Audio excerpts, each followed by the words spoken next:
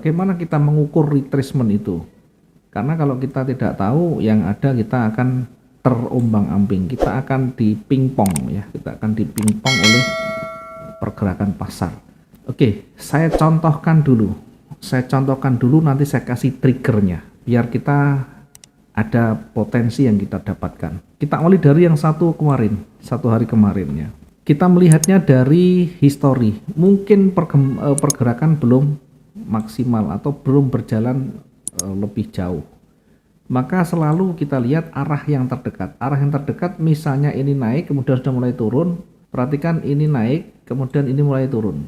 Ketika dia mau turun, ini kita lihat sebelah kiri, sisi sebelah kiri. Dia kecenderungan memang turun, tapi lihat sisi sebelah kiri. Ada banyak penolakan di sini, bahkan sampai di sumbunya. Maka ini disebut dengan wilayah support yang terdekat. Hati-hati ketika mendekati wilayah support terdekat ini. Perhatikan ketika dia mendekati atau bahkan lebih kemudian memantul. Nah, di wilayah mendekati supportnya, kita lihat perkembangan harganya. Kita lihat pola yang terbentuk di sana. Oke, ini sempat hijau kemudian setelah itu mulai bergerak turun ya. Dari sini high-nya mulai terhenti dan mulai turun. Perhatikan ketika mendekati levelnya di sini. Harus kita pahami ketika dia mendekati, adakah di situ petunjuk? Ya, kalau dia tidak breakout berarti berpotensi memantul. Breakout itu dia harus melewati levelnya ini. Karena ini tidak mampu breakout dan mulai warna hijau, ini mulai warna hijau, perhatikan. Merah tebal kemudian mulai warna hijau. Kemudian kembali merah, kemudian hijau lagi. Ya, kalau kita mengacu pada satu pola yang namanya kemarin ada inside bar, di mana inside bar itu sebelumnya itu high dan low-nya lebih tinggi atau lebih panjang. Kita lihat dia di ujungnya harus dimulai dengan warna sesuai trennya, warna turun, kemudian diikuti dengan perubahan warna di mana high dan low-nya berada di dalam,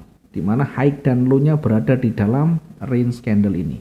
Berada di levelnya, kemudian sudah mulai ada pola yang terbentuk di sana, maka hati-hati dia bisa berpotensi akan kembali memantul.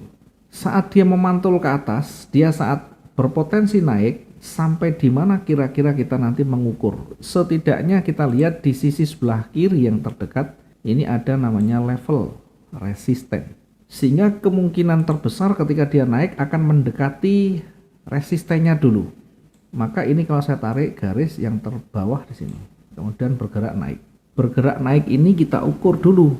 Kira-kira mampu enggak kemampuan bullish ya, kemampuan buyer itu. Ternyata hanya sampai di 1946 ya. Dia belum sempat menembus atau belum mendekati. Setidaknya tidak sampai di sini, bisa jadi akan kembali memantul. Nah, bagaimana cara kita mengukurnya? Ini apakah akan lanjut naik atau hanya koreksi naik? Maka biasa kita gunakan Fibonacci retracement. Tarik dari ujung atas ke ujung bawah. Oke, kita tarik di area Fibonacci-nya, kisarannya di antara ini ya. Kemudian ini sudah mulai lewat ya, hijaunya sudah mulai lewat karena di sebelah kiri ada juga banyak penolakan yang terdekatnya. Di sini ada jarum, kemudian di atasnya mendekati, maka untuk keamanan lebih baik kita tunggu breakout-nya. Kalau kita mau masuk posisi buy berikutnya, masuk setelah breakout. Kalau kita masuk di awal, kita bisa masuk posisi buy setelah ada inside bar di sini. Setelah terbentuk baru kita entry buy. Targetnya kalau kita mentargetkan karena terlalu tinggi kalau di atas, maka kita gunakan retracement. Sehingga targetnya kita cukup sampai di antara di sini atau di 50%-nya. Lah kira-kira cukup enggak misalkan kita entry dari buy yang hijau panjang ke sana 300 sekian untuk satu transaksi dengan time frame M15 tentu sudah memenuhi syarat, sudah cukup untuk kita exit di sana. Itu yang pertama. Kemudian yang kedua, perhatikan ketika dia sudah mulai berat di sini ya. Dari sisi karakter candlenya ini kecil kemudian menebal menjadi momentum. kemudian berkurang lagi, hijaunya makin menipis. Kalau sudah kelihatan mulai menipis, di sebelah kiri juga ada level psikologisnya. Tentu harus berhati-hati ketika kita menempatkan posisi berikutnya, karena berada di area yang masih rawan ya. Ini memang breakout di retracement, tetapi masih ada penolakan di satu hari ini ya, karena di awal pagi dia sudah sempat naik sampai di sini, ditolak kembali. Maka ini yang terdekat bisa menjadi levelnya. Nah, berikutnya kita juga belum bisa mengambil posisi sell di sini karena memang tidak ada petunjuk.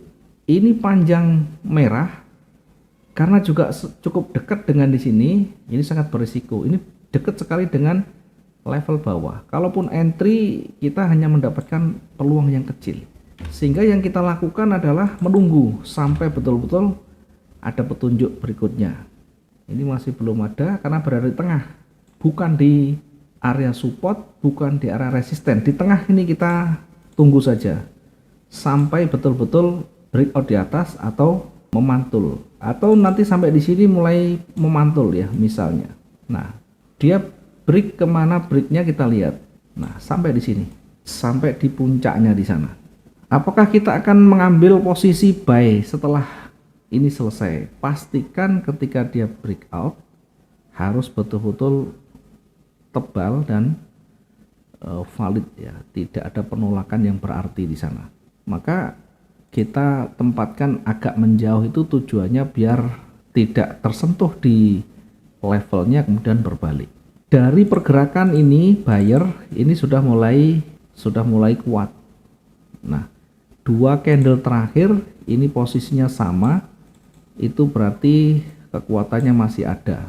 Ini kekuatan hijau ini masih sama ya, tidak ada penolakan di atas dan di bawah yang signifikan.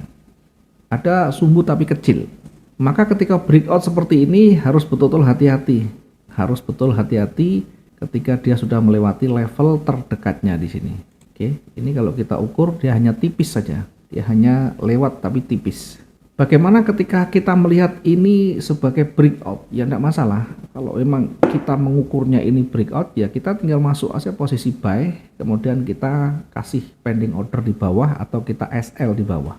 Biar kita nanti ketemu ya, setidaknya biar kita nanti tahu bahwa yang kita lakukan tidak selalu persis. Mungkin ada sisi yang kita harus memahami lebih jauh. Kalau lihat dari perkembangan ini memang menuju ke atas, tetapi ini masih cukup dekat dari levelnya di sini. Masih cukup dekat dengan levelnya. Masih terlalu dekat. Bagi saya masih belum valid karena keluarnya atau breakoutnya tidak sampai signifikan ya, tidak sampai signifikan dengan kondisi body yang sama dengan sebelumnya. Maka kalaupun kita masuk posisi buy, usahakan betul-betul dia sudah terlihat bodinya sangat signifikan ya terhadap level yang ada. Kita bisa tunggu konfirmasi satu candle hijau yang bisa lebih tinggi dari ini untuk kita entry buy, atau bisa kita tempatkan buy stopnya lebih tinggi di sana. Kalau kita mengikuti trigger, kita ikuti berikutnya ketika dia terbentuk hijau. Bagaimana ketika di sini tidak terbentuk hijau? Ya, awalnya dia sempat naik, kemudian terhenti sampai 1948, kemudian ditolak.